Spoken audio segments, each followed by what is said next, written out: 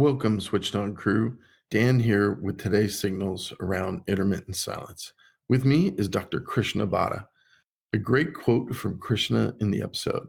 You go inside if you go to the source, and there you find the force is with you. Come join us and enjoy the show.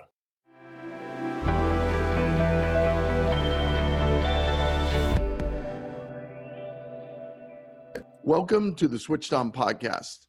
Today, we have Krishna Bhatta with us. Krishna is a urologist, author, and inventor, currently chief of urology at Maine Medical Center, and he also recently published a book, Journey from Life to Left. He is also the founder of the Relaxx app to help you manage your energy body. Welcome, Dr. Bhatta. I'm excited to have you on the show today. Can you give everybody a little bit more about your background beyond my intro? No, thank you, Dan. It is great to be on your show, and we have kind of started becoming friends, since we started talking about it. Yeah. It's a Relaxx with 2 X. So it's a journey that started a long time ago. I went to medical school, but I also, at the same time, had a journey towards meditation as well. So both journeys went side by side. There were moments when you thought about, whether I should quit medicine and do just going to the meditation side. But being the person who I am, I think I was not built for that. I mean, I was hardwired to do both. And I don't regret that. I enjoy that part. It does take a little longer in the meditation journey if you are going in the mainstream as well. But that's my passion, and that's what I want others to feel, that yes, just being material doesn't mean that you can't be spiritual.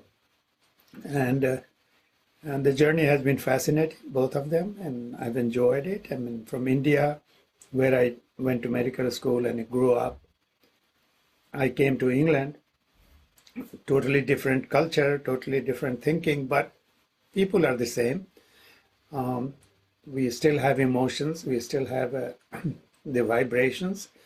Then spent a couple of years in Saudi Arabia and back to England and then to USA. And I've been very happy where I am, and came to Boston, had some training, understanding at Mass General in Harvard there, and then settled in Maine. And ever since, me and my wife, we both enjoy here. Winters can be long. I read in your profile that you also, it sounded like you guys travel to spiritual sites quite often. Is that something? That's one of the passions. We love Himalayas, which has adventure and a lot of spiritual places there. But we have been to places like Kyoto and, in Japan. The next on our list, of course, is China, but then I don't know when. What I love about spiritual places is they're a great place to meditate. So I will spend hours there just feeling the vibrations and feeling, just.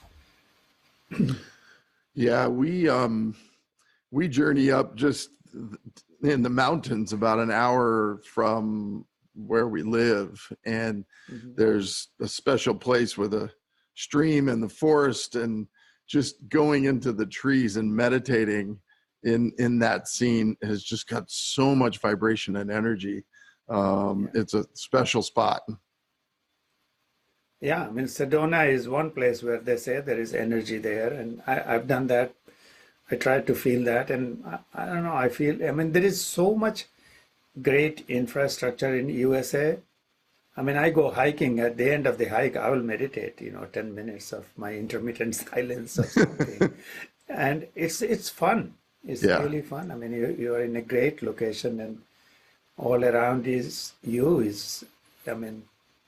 beautiful. Especially Maine. Maine has a lot of mountains and hikes too. Yeah. On your meditation and energy journey, when did you start really exploring meditation and the process and the benefits of it? very close to when I entered medical school. So that's why Okay. I say that both journeys started about the same time. My father was a spiritual. At that time, we used to have a lot of visitors, like spiritual leaders and other leaders as well, social workers to our house. And it didn't excite me at that time. Probably it was sinking in, but apparently outside I was not that.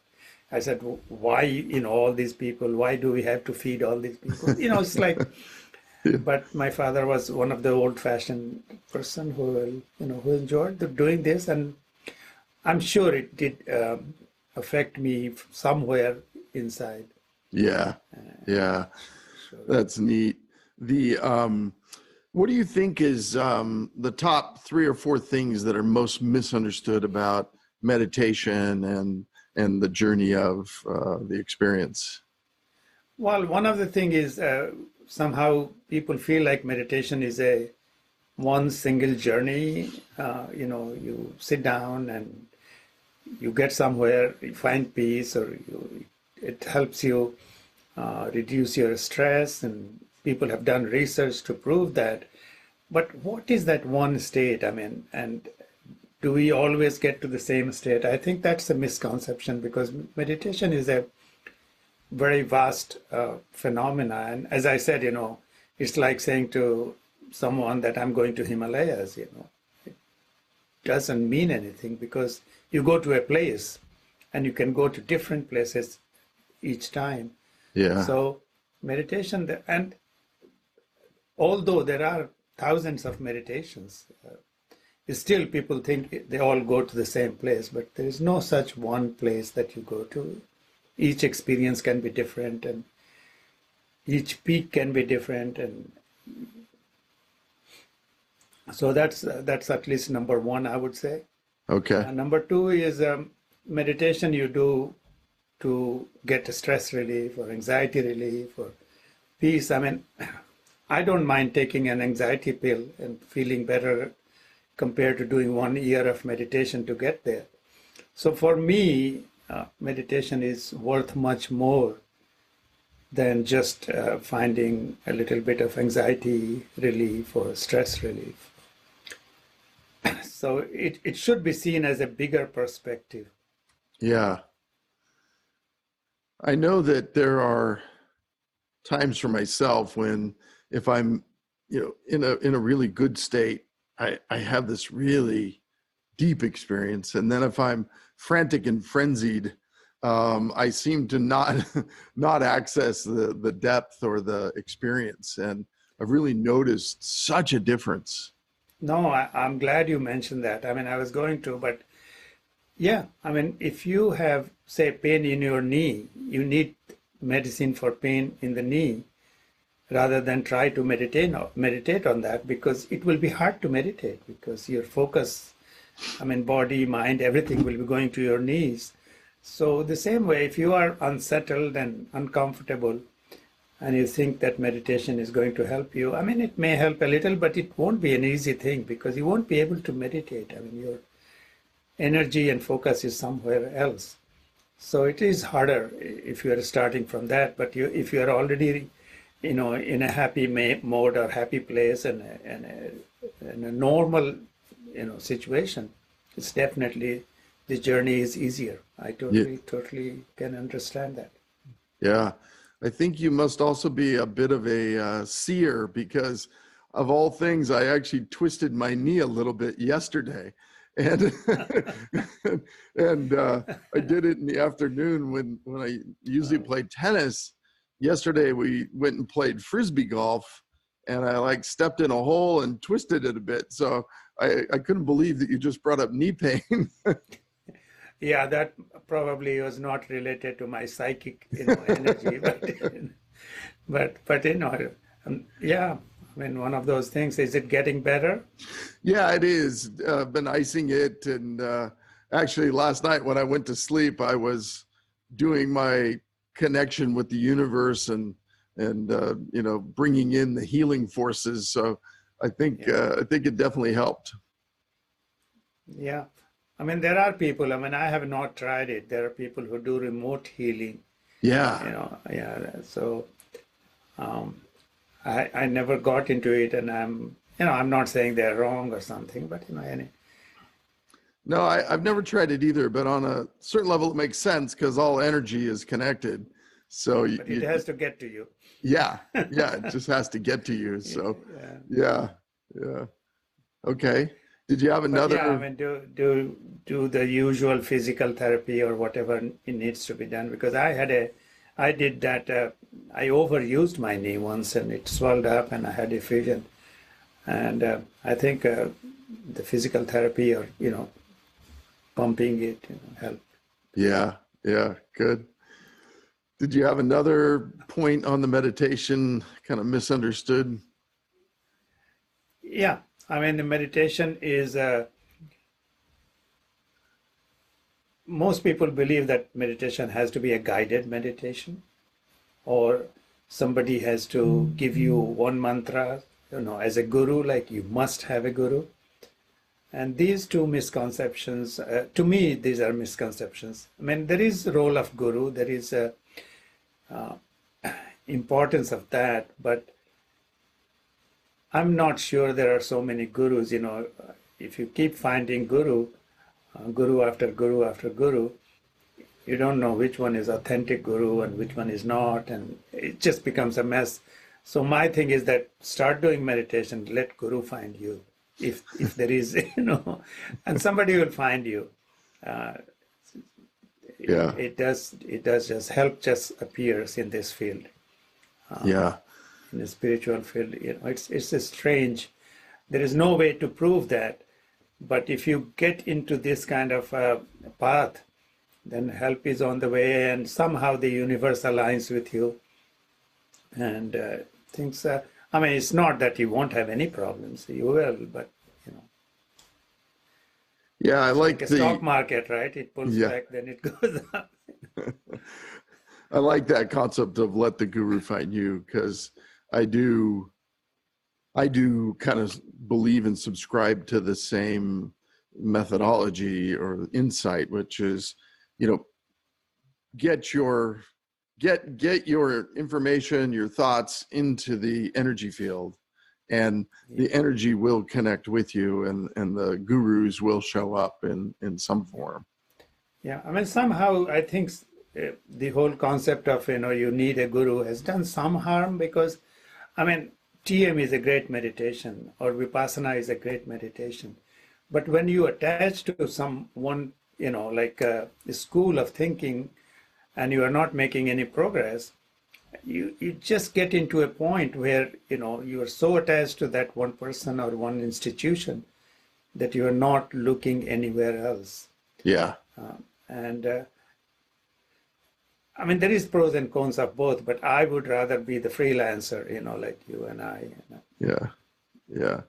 Well, that's a good way to put it. I like the freelancer approach. Yeah, connection point. It's a good one.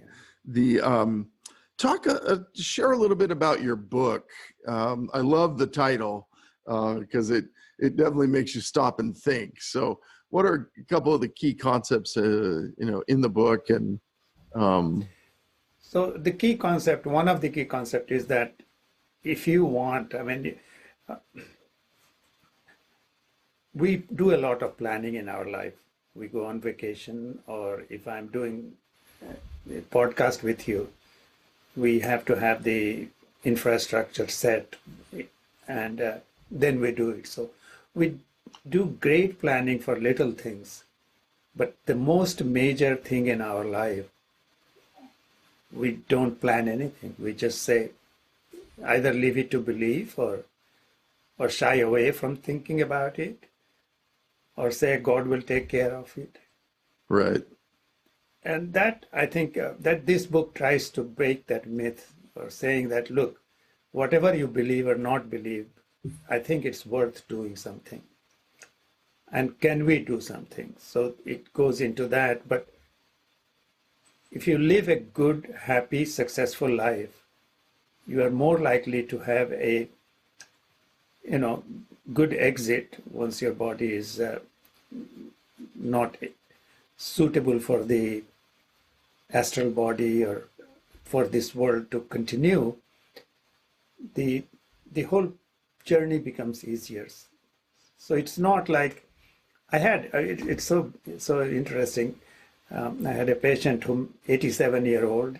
He went to library, got my book, read the book, made notes, and then he made appointment to see me as a patient, and came, and all he had was all these questions, and one of his questions was, I'm a Christian. Does this thing apply to me? So interesting. And yes, my answer was yes. If you really truly believe, say, Jesus to be your savior or something, he has built a bridge. So yes, this does apply. And, when you go, then his bridge is the one that you will connect to. So yes, there are so many bridges built by Buddha or Jesus or Krishna. And they may be different bridges and different pathways, and people may have different experiences reported after they die. But they're not different because they are totally different, because there is some infrastructure even beyond when we die. And the book does get into that.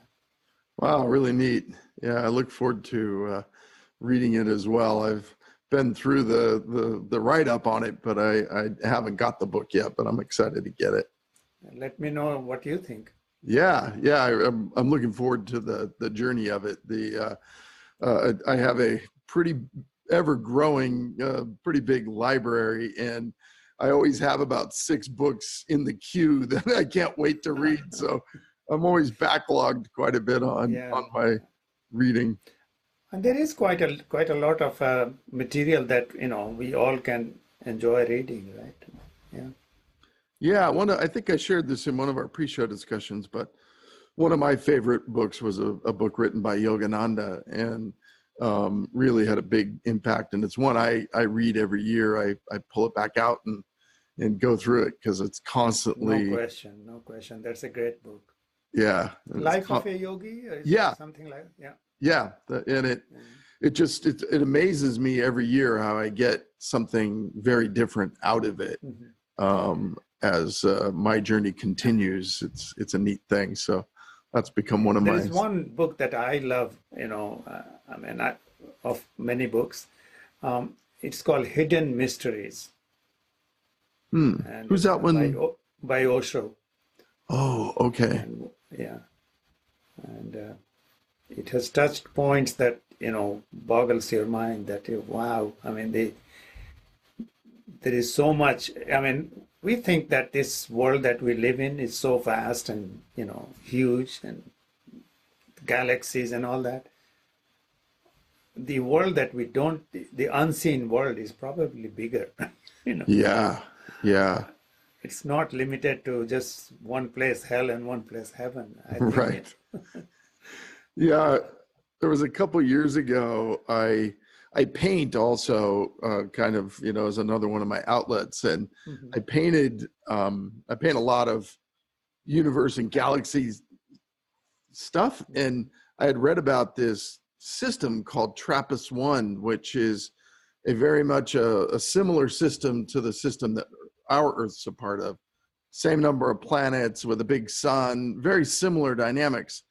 But, I forget the exact numbers, but it's like 30 million years away, traveling at the speed of light.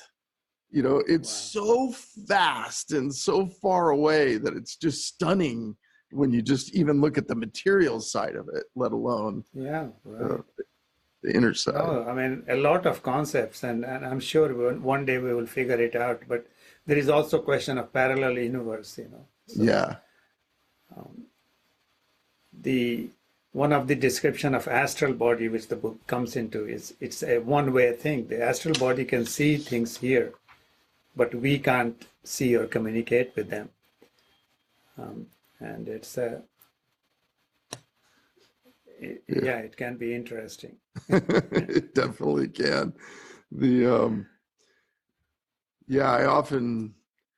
I'm often stunned that, you're a doctor. My undergrad was in electronic engineering, and I had never really taken the principles that I had learned in engineering school and really thought about them as they applied to my body and the universe. And as I've explored all of these deeper thoughts, I'm going back to that training and teaching and really amazed at, what this whole energy body that we're a part of is really all about, and the complexity and the really neat makeup of it. So yeah, it's pretty fun. I mean, some people will say consciousness is pure energy. So yeah. So if people that are listening, I always like to kind of give them one thing. If they were to walk away from this brief introduction to you and all the great things that you're doing to help everybody, what would be the one thing you'd want them to walk away from this? Well, I think one thing that they could walk away, or they could practice I coined the word intermittent silence, and we have talked about it, and I can briefly explain. This is 10 minutes a day of intermittent silence if they can practice. It's sometimes uncomfortable the first couple of times when you start it, because we are not used to silence. We are used to guided meditation or some music. And I was talking to somebody in Maine today. He's CEO of a company, and he loved the idea, so he tried to practice it. And he was saying that he didn't know these many sounds existed in his house. So he said it was uncomfortable for a couple of minutes, but then he started hearing this, boiler sound or something else. But so it has 4 components. Dan, one is close your mouth. So when you close your mouth, you are basically giving rest to the brain that is involved in communication, expression, words, speech, because that entire phenomena that we do outside now is internalized. When you close your eyes, it's not just the visual pathway.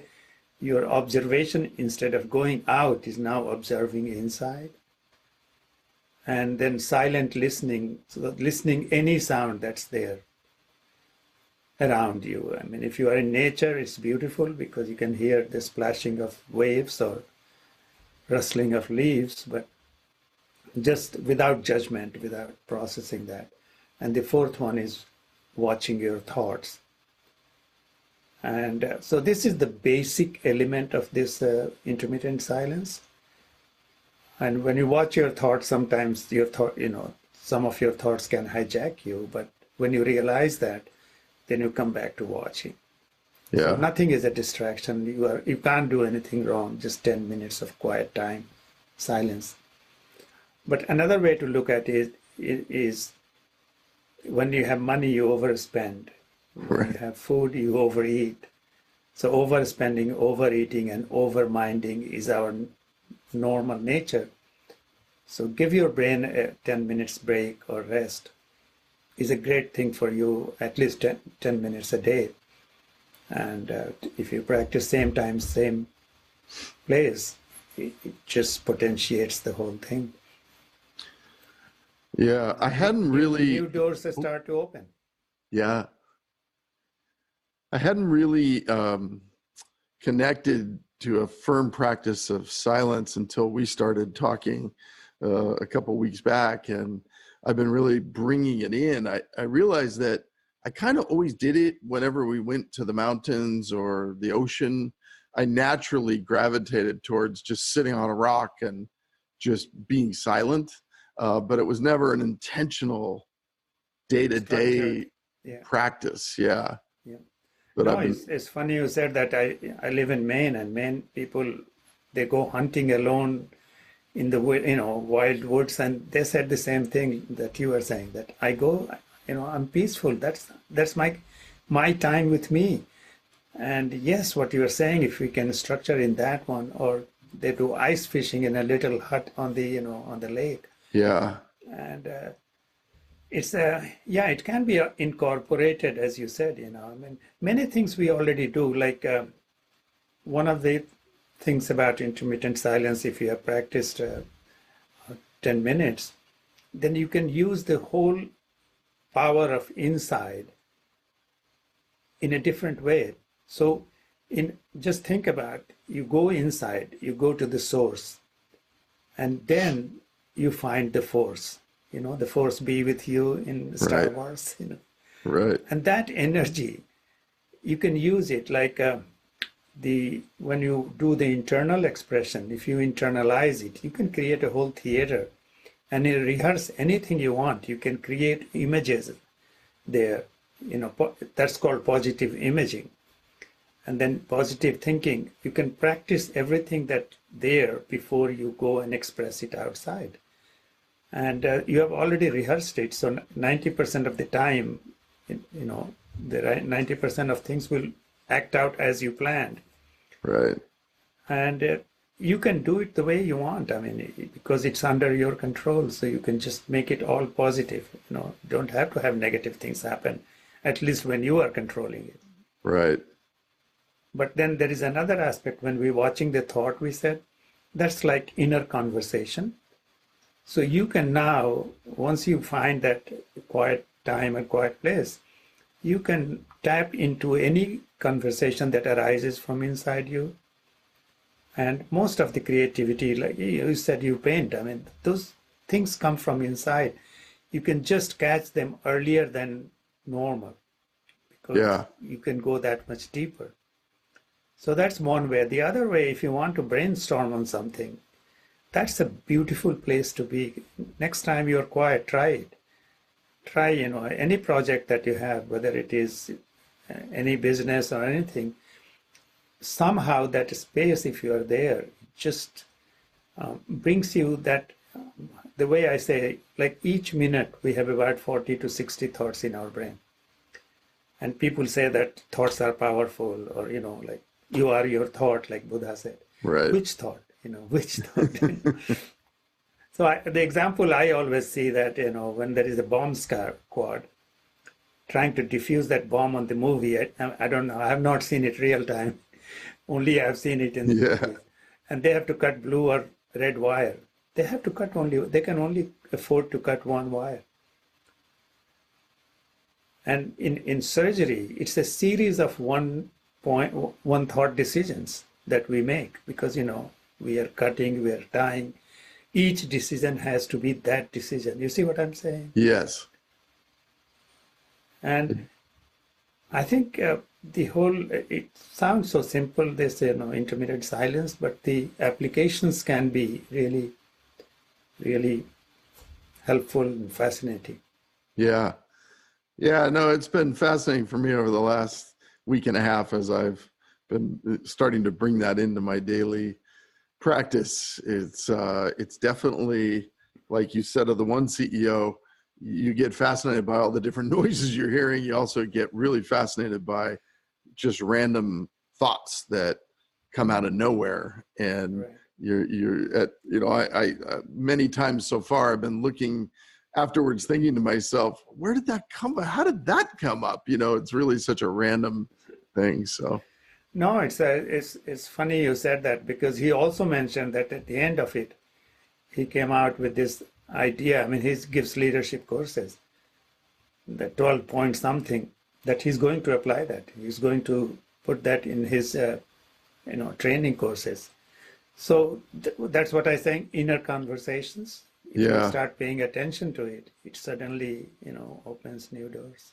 Yeah. Well, that's a great one. I love the concept of it, and I'm starting to build it into my practice. And so far, it's been good. Yeah, I hope your listeners find it helpful. Yeah. No, I think it all shows up at the time that you're ready for it, and hopefully, there's a number of people that are ready to go explore this facet of the journey because it's so far I'm really loving it. So the last question I ask is around a cauliflower moment. This is a moment that can be a fun one or a more serious one, but it's where you really stop and question a belief that you've held and that you had never questioned to begin with. And then once you dive into it, you realize, wow, I was really off base on my beliefs. And this is really rooted in my realization that so many things all of us believe in, we just blindly believe. And we never really stopped to say, is it or isn't it, so. And then as you do that, you start to really get amazed at how you can awaken to completely new thought structures and new truths. So that's why I like to see what comes out of everybody that comes on the show, because mine was cauliflower. So no, I